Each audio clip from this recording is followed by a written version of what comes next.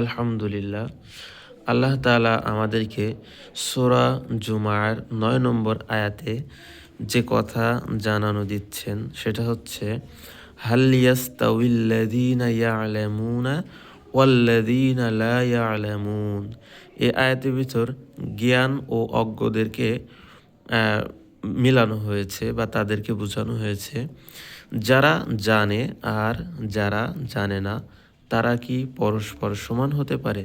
একজন জ্ঞানী ব্যক্তি আর একজন অজ্ঞ ব্যক্তি কখনোই এক হতে পারে না।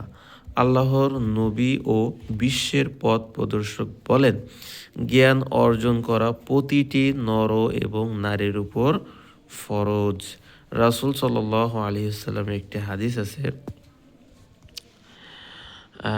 এটি ইবনে মাজাহর ভিতরে বলা হয়েছে এবং কোরআনের সূরা জুমার ৯ নম্বর আয়াতে বলা হয়েছে, হাল ইয়াস্তাউিল্লাযীনা ইয়া'লামুনা ওয়াল্লাযীনা লা ইয়া'লামুন।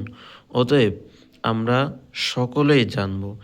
জ্ঞান অর্জন করার জন্য যে দোয়া বা যে আয়াত আল্লাহ তাআলা নাজিল করেছেন সেটা হচ্ছে, রব্বি জিদনি ইলমা।